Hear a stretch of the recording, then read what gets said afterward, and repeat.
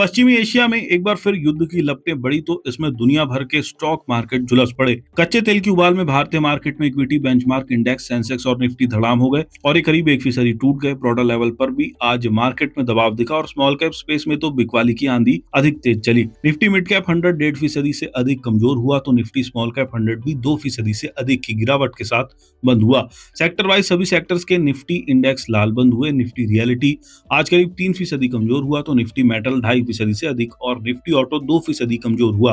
PSU bank और private bank के Nifty index में आधे फीसदी से अधिक की गिरावट रही। बिकवाली के इस माहौल में ओवरऑल आज बीएसई पर लिस्टेड कंपनी का मार्केट कैप आज 6 लाख करोड़ से अधिक घट गया, यानी निवेशकों की दौलत 6 लाख करोड़ से अधिक कम हो गई। आज सेंसेक्स 719.08 पॉइंट्स यानी 0.97% की गिरावट के साथ 73,524.26 और निफ्टी 50 भी 243.70 पॉइंट्स यानी 1.04% फिसलन के साथ 23,123.00 पर बंद हुआ है। वहीं इंट्राडे में सेंसेक्स 924.40 पॉइंट्स गिरकर 73,318.94 और निफ्टी 296.55 पॉइंट फिसल कर 23,700.15 तक आ गया था। एक कारोबारी दिन पहले यानी 5 जून 2026 को बीएसई पर लिस्टेड सभी शेयरों का कुल मार्केट कैप 4,61,09,686.37 करोड़ था। आज यानी 5 जून 2026 को यह घटकर 4,55,09,344.72 करोड़ रह गया।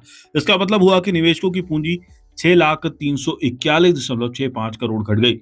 सेंसेक्स पर 30 शेयर लिस्टेड है जिसमें आज सिर्फ 7 ही ग्रीन जोन में बंद हुए हैं। सेंसेक्स पर आज सबसे अधिक तेजी पावर ग्रिड, टेक महिंद्रा और बीईएल में रही। वहीं दूसरी तरफ आज सबसे अधिक गिरावट जोमेटो की, एटर्नल, इंडिगो और एम&एम में रही। 9 जून को कैसी रह सकती है बाजार की चाल? जियोजीत इन्वेस्टमेंट्स लिमिटेड के रिसर्च हेड विनोद नायर ने कहा कि मिडल ईस्ट में तनाव बढ़ने से ग्लोबल सेंटीमेंट कमजोर हुआ है, जिसमें कच्चे तेल की कीमत $100 प्रति बैरल के करीब पहुंच गई है।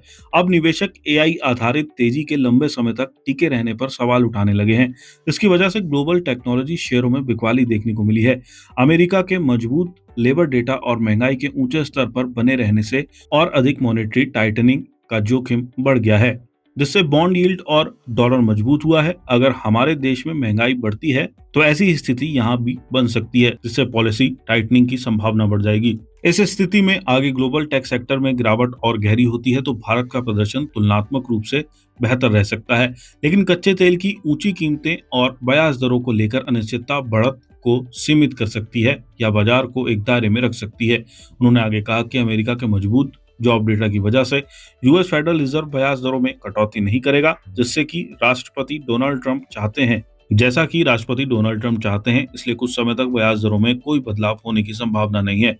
एसबीआई सिक्योरिटीज में टेक्निकल और derivative research head Sudeep Shah का कहना है कि आगे निफ्टी के लिए तत्काल सपोर्ट 22,980 से 22,950 जोन में है।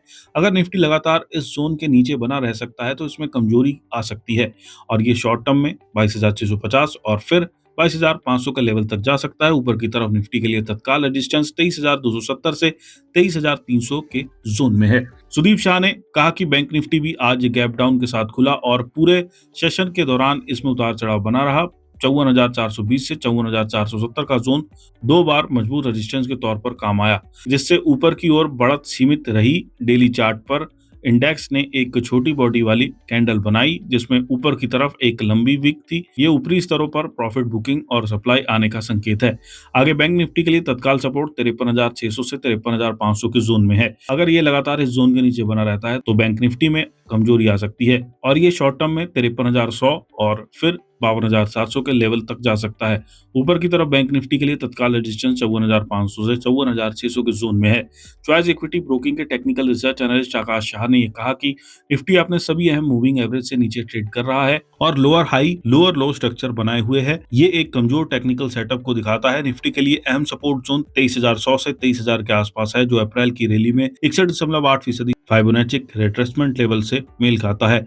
अगर इंडेक्स इस जोन के नीचे से टूटता है तो 22,700 की तरफ बिकवाली का दबाव बढ़ सकता है। ऊपर की तरफ 23,500 तत्काल रेजिस्टेंस बना हुआ है। इसके बाद 23,700 के पास अगला रेजिस्टेंस जोन है। एक्सिस डायरेक्ट के रिसर्च हेड राजेश पालविया ने कहा कि जब तक निफ्टी 23,500 से 23,550 के रेजिस्टेंस जोन के नीचे ट्रेड करता रहेगा तब तक बाजार का शॉर्ट टर्म नजरिया सतर्क भरा रहेगा। निफ्टी के लिए तत्काल सपोर्ट 23,100 के आसपास है। अगर ये लगातार इस लेवल के नीचे बना रहता रहता है तो 23,000 से 22,800 के जोन की तरफ और कमजोरी आ सकती है। एलकेबी सिक्योरिटीज के टेक्निकल एनालिस्ट अफसल बुआ का कहना है कि बैंक निफ्टी ने डेली चार्ट पर एक छोटी ग्रीन कैंडल स्टिक बनाई है। ये निचले स्तरों पर खरीदारी की आने का संकेत है। हालांकि इंडेक्स अभी भी एक कंसोलिडेशन रेंज में ट्रेड कर रहा है और एक कंजेशन जोन में ही सीमित है।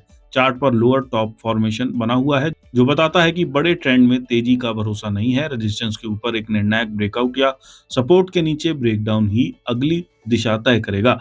इंडेक्स को 54,450 से 54,500 के जोन के आसपास अपने 50 डे मूविंग एवरेज के पास बिकवाली का दबाव झेलना पड़ा। आरएसआई एक रेंज में बना हुआ है जो मजबूत मूवमेंट की कमी को दिखाता है, इसलिए निकट भविष्य के लिए नजरिया साइडवेज बना हुआ है और लेवल बेस्ड ट्रेडिंग अप्रोच अपनाने की सलाह दी जाती है, जिसमें सपोर्ट 53,500 से 53,600 और रेजिस्टेंस 54,500 से 54,800 पर है।